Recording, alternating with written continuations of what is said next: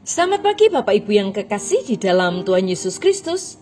Pagi hari ini saya Eko Wahyu Suryaningsih kembali menyapa dengan kebenaran firman Tuhan yang terdapat dalam Efesus 1 ayat 4. Efesus 1 ayat 4. Sebab di dalam Dia Allah telah memilih kita sebelum dunia dijadikan supaya kita kudus dan tak bercacat di hadapannya. Amin.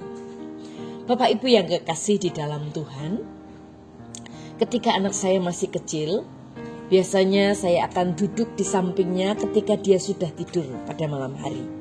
Saya akan melihat dan menyaksikan bagaimana dadanya naik turun, dan saya merasa sukacita karena melihat dia bisa tidur dengan nyenyak. Begitulah perasaan Bapa Surgawi terhadap kita. Alkitab berkata, jauh sebelum Ia meletakkan dasar-dasar bumi, Allah telah memikirkan kita, telah menetapkan kita sebagai pusat kasih-Nya. Luar biasa Bapak Ibu. Bahkan sebelum Allah menciptakan alam semesta, Dia telah memikirkan kita. Bahkan Alkitab berkata bahwa seluruh alam semesta diciptakan hanya agar Allah dapat menciptakan umat manusia dan mengasihi kita. Kita adalah pusat kasih-Nya, tidak seperti ciptaan yang lainnya.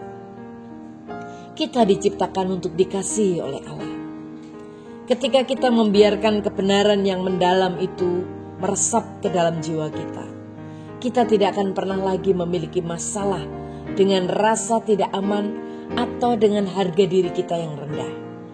Karena ketika kita menyadari bahwa Allah menciptakan kita untuk mengasihi kita, itu akan menghilangkan semua perasaan yang tidak pasti itu di dalam hidup kita. Di dalam kitab Hosea 6 ayat 6, Allah berkata, Aku tidak menginginkan kurban sembelihanmu, Aku menginginkan kasih-Mu. Aku tidak menginginkan persembahanmu, tapi Aku ingin kamu mengenal Aku. Luar biasa Bapak Ibu yang kekasih di dalam Tuhan. Ternyata hal yang terpenting yang dapat kita ketahui adalah bahwa Allah menciptakan kita untuk mengasihi kita. Dan hal terpenting yang dapat kita lakukan adalah mengasihi Allah kembali. Itulah tujuan utama kita dalam hidup ini. Tetapi tragedinya adalah kebanyakan kita menjalani seluruh hidup kita tanpa menyadari tujuan hidup kita. Kita tahu banyak hal.